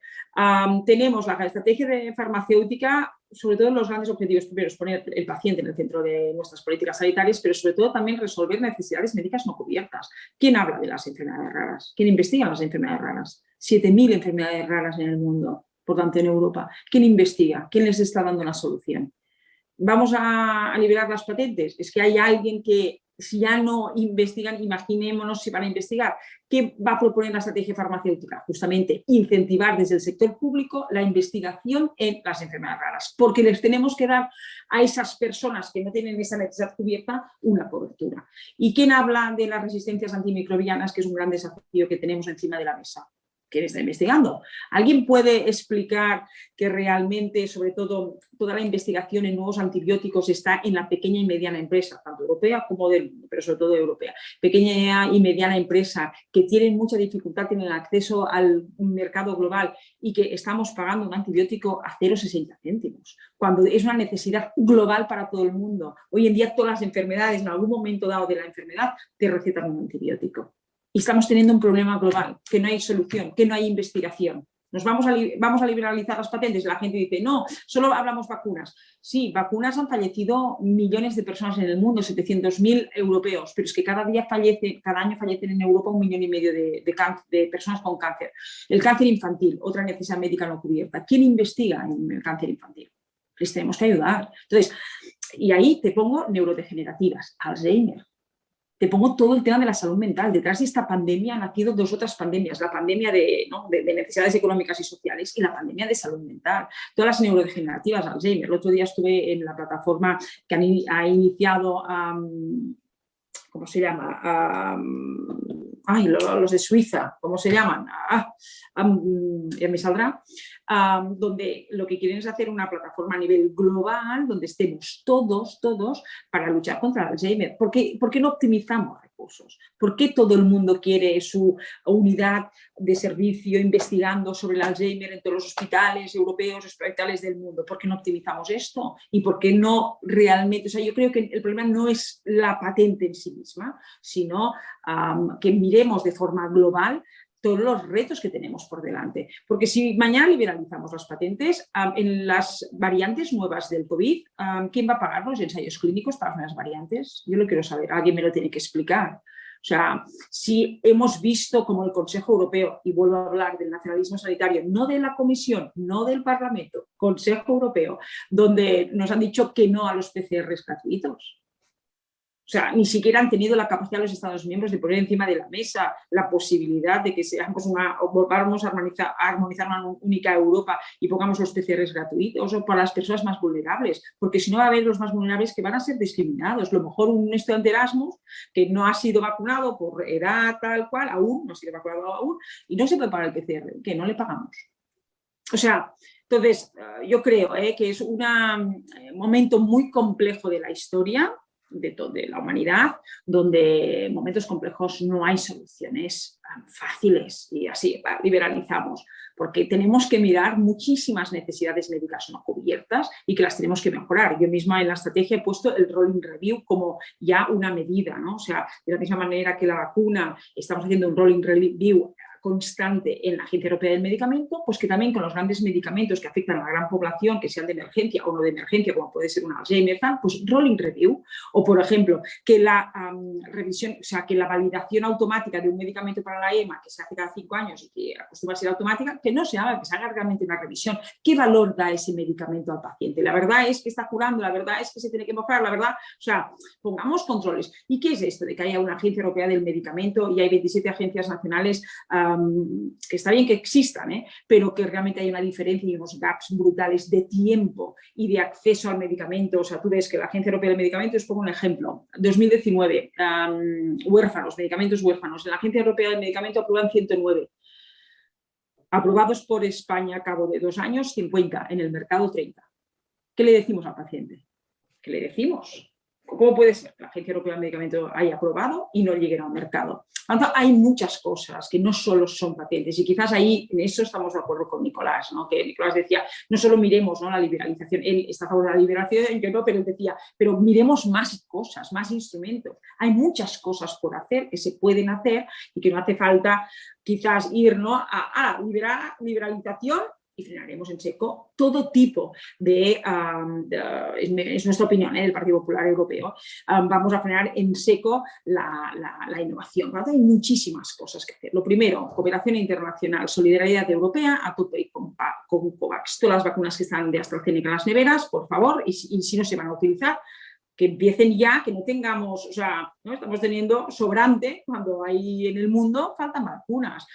2, licencias. Tenemos que apoyar las licencias voluntarias. Tenemos que hacer esa transferencia de tecnología, esa inversión de producción en los terceros países. Y, por tanto, instrumentos, como he dicho antes, que estamos haciendo, ¿no? Estos instrumentos en la construcción de la Unión Europea para la salud, como uno de ellos es la que soy reporte, pero el otro, el que ha sido Nicolás, el reforzamiento de la EMA, pues es sobre todo, son instrumentos que nos ayudan a construir la Unión Europea de la salud para resolver problemas como los que hoy hemos estado hablando, pero entre todos, ¿no? Momentos complejos, medidas complejas, diálogo entre todos y acuerdo entre todos. Y en la estrategia farmacéutica también propongo un diálogo estructurado con todos pacientes los primeros, Estados miembros y Unión Europea, y luego stakeholders, sociedades científicas, terceros sectores, o sea, sanitarios, industria, absolutamente todos. Y seamos valientes. Y que a partir de ahora se ha terminado eso que el diálogo iba pacientes por un lado, industria por otro y público por otro. No, o sea, empieza, Gonzalo decía, o sea, el COVID, por desgracia, ¿no? Pero siempre, ¿no?, de las crisis dicen que hay cosas positivas, ha sido un gran acelerador de transformación, y lo que iba a hacer Europa y los Estados miembros en 20 años lo vamos a hacer, lo hemos hecho casi en un año y lo vamos a hacer en 10 años. Va a ser la década de la salud, donde tenemos mucho por construir, hagámoslo juntos y con sosiego, a la vez de que, ¿no?, sí, sin pausa, ¿no?, pero hagámoslo juntos para continuar siendo líderes en el mundo en el cuidado de la salud, líderes en el mundo en el estado del bienestar, líderes en el mundo en un sistema nacional, en 27 estados, ¿no?, en 27 sistemas nacionales de salud públicos y universales, y que trabajemos de la mano con el sector privado. Muy bien, Dolors, creo que está generando, ¿no?, debate esta cuestión. Gonzalo le pedía la palabra y luego yo solo deciros una cosa, a las 6 tengo otra conferencia, que tengo porque soy diputada del Parlamento de la Conferencia Europea, la Conferencia del Futuro de Europa, y tengo una conferencia, la primera, me estreno en esta, a las 6 de la tarde. Y te liberamos. Cuando yo hasta las 6 estoy conectada. Sí, la idea es terminar sobre las 6, pero te liberamos, evidentemente, para que no te la pierdas. Gonzalo, si quieres comentar, por favor. Bueno, me ha parecido interesante, Dolores, porque en tu intervención en defensa de las patentes has hecho toda una explicación de por qué el sistema de patentes no funciona y por qué no está dando respuesta a toda una batería de enfermedades olvidadas, de enfermedades desatendidas. En términos de magnitud, las más importantes, las que afectan a los países más pobres y a los pacientes pobres, pero has mencionado ejemplos como, por ejemplo, las enfermedades raras o algunas no tan raras y de importancia creciente en nuestros mismos países, como las resistencias antimicrobianas, ¿no?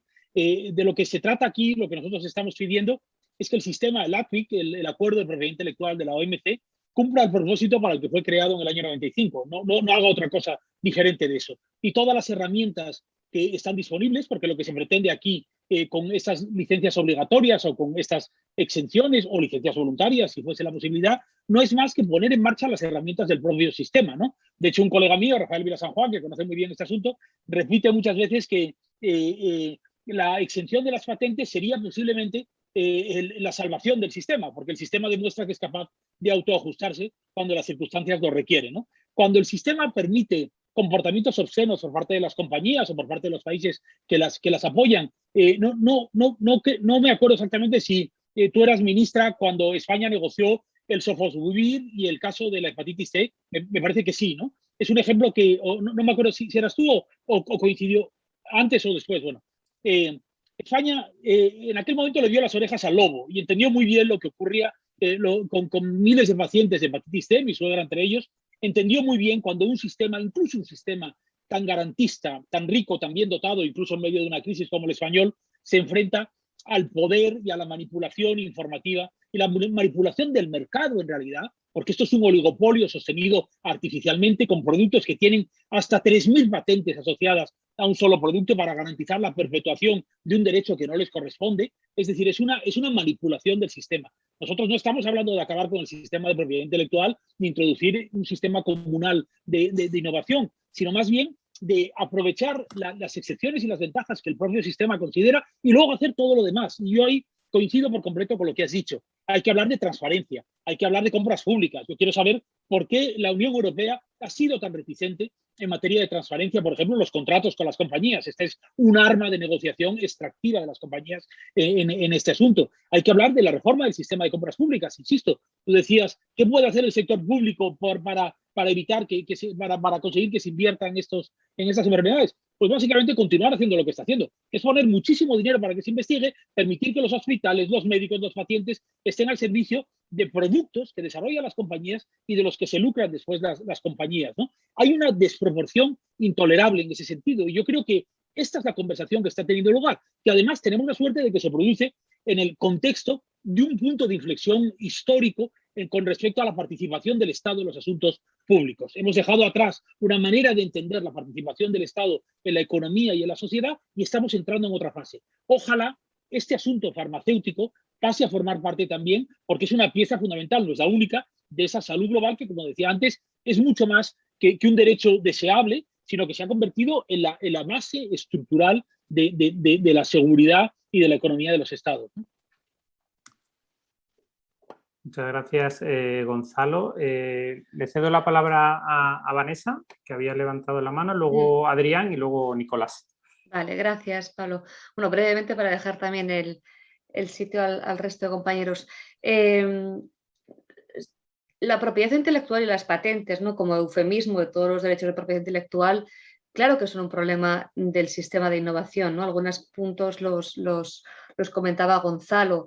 Inicialmente la propiedad intelectual fue creada y las patentes fueron creadas para de alguna manera asegurar que las inversiones que hacían los innovadores era recuperada, pero claro, totalmente ese sistema ya no funciona así. El caso, por ejemplo, del Sofosbuvir, aparte de que fue desarrollado gracias a ingentes cantidades de dinero público, la inversión, incluso sumando lo que supuso la especulación de vender la empresa que hizo el desarrollo del Sofosbuvir, 12.000 millones de dólares, fue recuperada en los 2 primeros años y no en los 20 que duran las patentes. Por tanto, estamos teniendo un sistema que provoca que los precios de los medicamentos lleguen a niveles estratosféricos que ni siquiera países ricos podemos pagar. El caso de Sofosbuvir fue muy nombrado, pero tenemos, por ejemplo, casos para enfermedades raras que llegan a 1 millón de euros o, por ejemplo, en el caso de nuevas terapias para el cáncer, 300 y pico mil.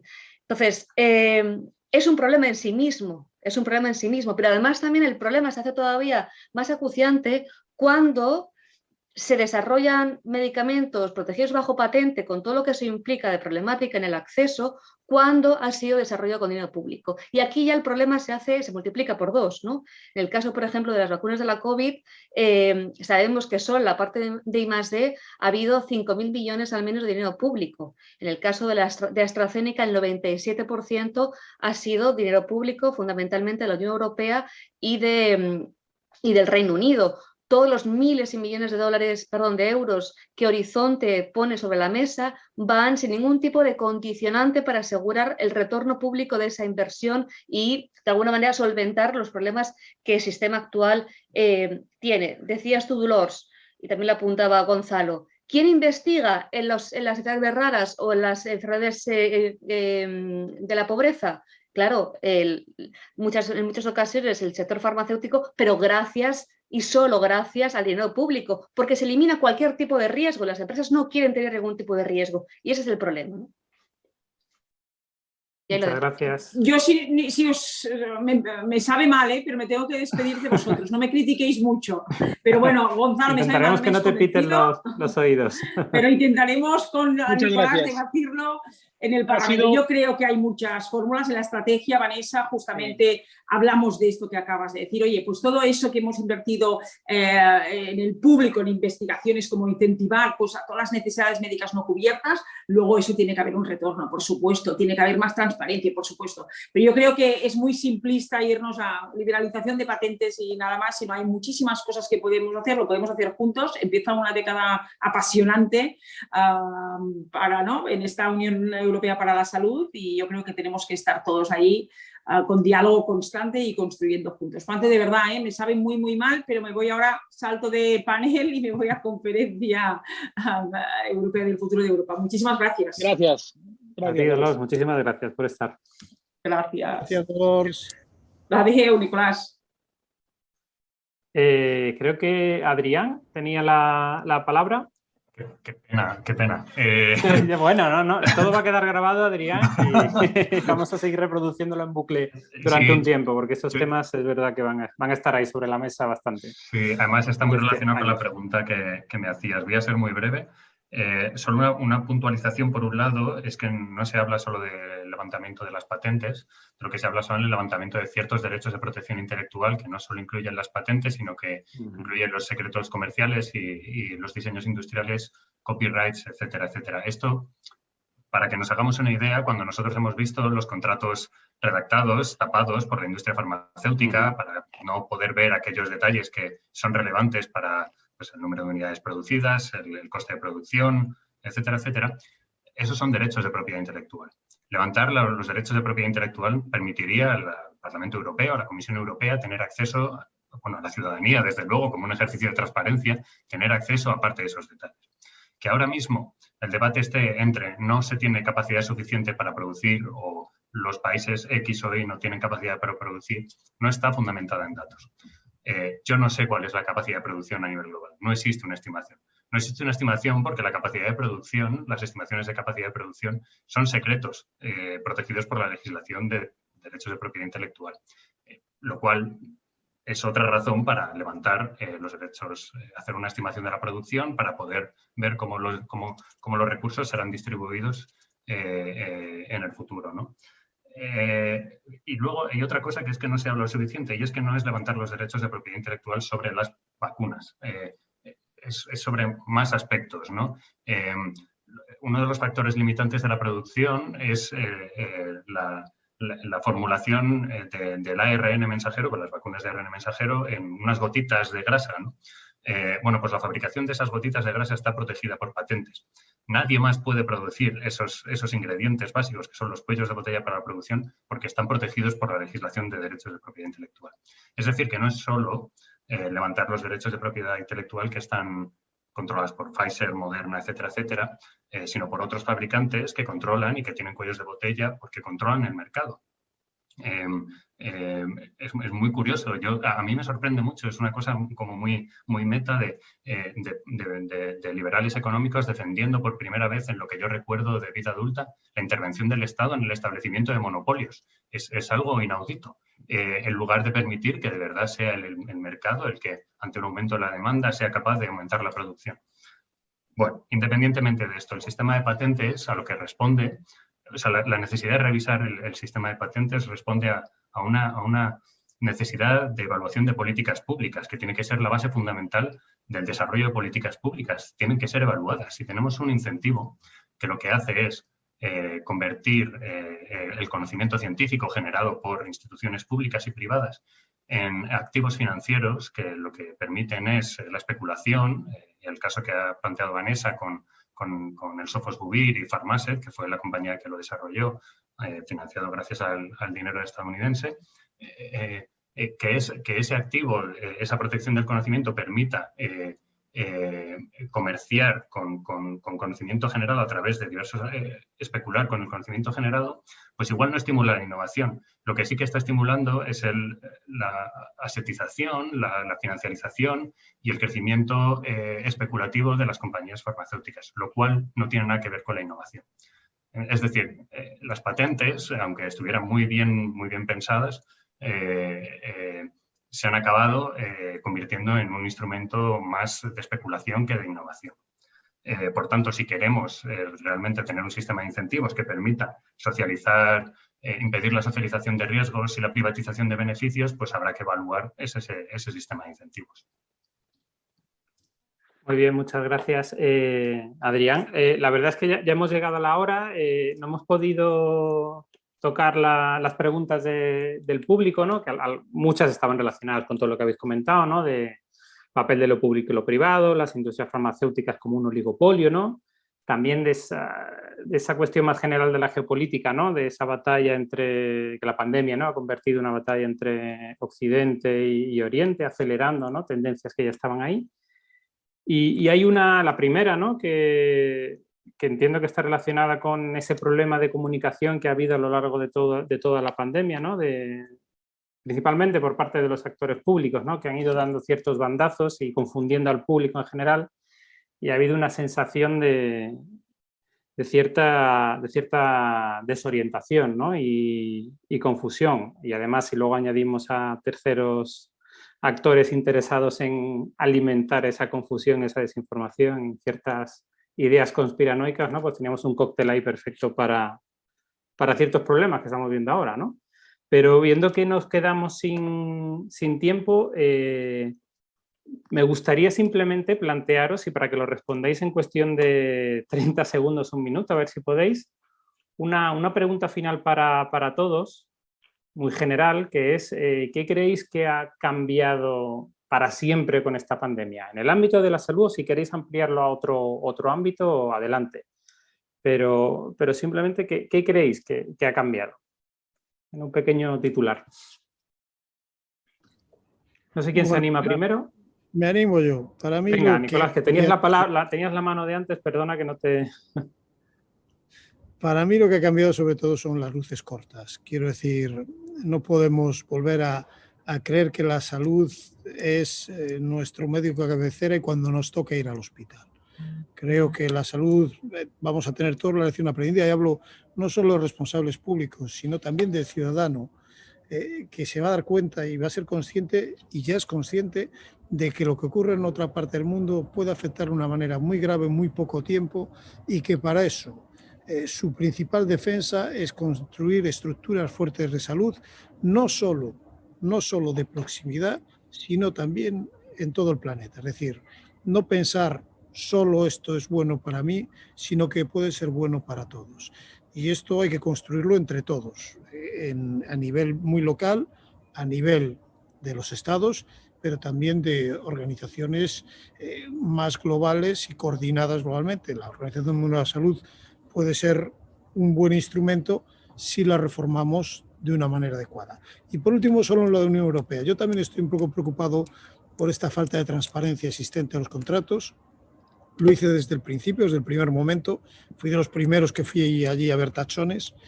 Se ha creado una comisión entre el Parlamento y la Comisión Europea, valga la redundancia, que curiosamente me resulta mucho más difícil a día de hoy ver, por ejemplo, el nuevo contrato que han firmado con Pfizer y BioNTech, ¿no? Es decir, que parece que incluso vamos hacia atrás y sí que hay nuevas cláusulas que son buenas y adecuadas para vigilar el cumplimiento, pero hay un mal ejemplo que yo quiero dejar aquí hacia el final, y es que no hay una concurrencia real en la valoración de un elemento, que es la vacuna, un elemento de salud, y que yo no veo una concurrencia pública. Es decir, que esto es una compra a dedo y que, bueno, que parece que la tecnología se va probando, pero imaginaos en otra situación donde hubiera muchas más alternativas, cómo se habría hecho esta evaluación de tecnología sanitaria. Yo creo, esta pregunta la dejo en el aire y yo creo que da para más, que si hubiera habido, aquí buscábamos una vacuna, pero si hubiera habido 5, 6, 7 alternativas más y varias posibilidades, ¿cómo habríamos hecho esa elección? Y es algo que siempre me pregunto, ¿no? Esto lo digo desde el punto de vista de político, a veces se nos ponen dudas cómo se hacen las compras públicas, cómo se hacen las licitaciones. Aquí no ha habido una licitación en sí, es algo que me preocupa. Gracias. Muchas gracias, Nicolás. No sé quién quiere ir después, quizá Gonzalo, ¿no? Que tenías... Muy bien, pues yo muy breve, yo creo que es el tema que he mencionado antes. Yo creo que, primero, bueno, nada es para siempre. Si algo hemos aprendido es que nuestra capacidad para pegar caderazos es inagotable, pero yo creo que si hay algo que ha cambiado desde el punto de vista político y social, que es el papel del Estado y el papel es decir, la capacidad del Estado para perseguir el interés público de una manera que va mucho más allá de la mera regulación. Y yo lo que espero es que ese ascendiente que el Estado está demostrando en las inversiones públicas y en la definición, digamos, del interés común en los próximos años se traslade también a este ámbito y la Unión Europea salga, en fin, de lo que yo creo que es una posición francamente cobarde en estos temas, se esconde, son medias declaraciones. Antes me sorprendía la referencia que hizo Dolores, por ejemplo, al Reino Unido como insolidarios. Bueno, es posible que en el tema de la vacuna tampoco es que la Unión Europea esté para dar lecciones a nadie, pero por ejemplo en materia de solidaridad internacional el Reino Unido lleva muchos más años dándonos lecciones y apostando mucho más que la Unión Europea. La Unión Europea necesita tomar la iniciativa y yo creo que ese asunto espero que lo veamos en los próximos meses porque tenemos la capacidad de hacerlo y desde luego España tiene la capacidad de hacerlo sin ninguna duda. Muchas gracias, Gonzalo. No sé si, Vanessa, por ejemplo, si te quieres animar a esa reflexión final. Sí, gracias. Bueno, yo creo que por una parte nos hemos dado cuenta que de verdad la salud es global y lejos de ser un mantra, porque bueno, lo estamos viviendo en el día a día y en nuestra propia salud. Y luego también coincido con Nicolás y con Gonzalo, la importancia del Estado. De la importancia de que tengamos un Estado fuerte, bueno, un Estado fuerte en el sentido más ilustrado de la palabra. Entendemos. Estamos fuertes y empezamos a tener demasiados. Exactamente. Y que sin el Estado no estaríamos, ¿no? En muchas de las situaciones de mitigación que nos encontramos y por supuesto lo que estamos hablando, ¿no? De tener estas vacunas a disposición, ¿no? Aunque el reparto todavía sea desigual y quede mucho camino. Entonces, sí, la importancia del Estado, pero la segunda reflexión es, pero no parece que el Estado esté ejercitando toda la capacidad, ¿no? De asegurar el interés público de que debería de tener. Y aquí queda mucho camino por recorrer, ¿no? Cómo se relaciona, cómo funciona, cómo co-crea, cómo se relaciona lo público con lo privado, cómo aseguramos resortes de transparencia y de rendición de cuentas, cómo hacemos, bueno, pues que los procesos sean más democráticos, todo lo que ha pasado con los contratos públicos no se entiende dentro del contexto europeo. Estamos haciendo modelos un poco híbridos claro, que al final tienden a beneficiar a las compañías farmacéuticas, ¿no? No hacemos contratos de compra de licitación con muchos proveedores porque es un monopolio y además también todo lo que tiene que ver con ese contrato se desconoce, algo inaudito en compra pública, pero tampoco hacemos esa compra pública innovadora como por ejemplo cuando el Ministerio de Defensa dice, bueno, quiero un avión y lo quiero así, que me cueste esto y tal, eso tampoco, ¿no? Y establece los plazos. Entonces estamos ahí como en tierra de nadie donde parece que la capacidad del Estado para asegurar ese interés público no se está ejercitando y yo creo que hay que revisarlo.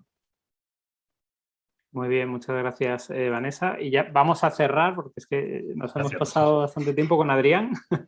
Cierro muy rápido. Bueno, yo no te preocupes.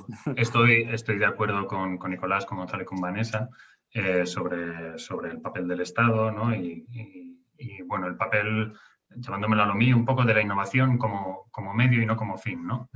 La innovación tecnológica, la innovación farmacéutica en este caso no puede ser entendida sin el fin para el que tiene que ser dedicado, que es para mejorar la vida de la gente, para mejorar el progreso y el desarrollo de todas las sociedades, no solo en Europa, no solo en España, sino en todo el mundo, ¿no? Y que sin, como dice Vanessa, sin asegurar que el Estado juega todas sus bazas y toda su capacidad para asegurar que la innovación repercuta en la mejora de la vida de todo el mundo, pues estaremos muy a medio camino de reivindicar el papel del Estado como co-creador de riqueza y de bienestar.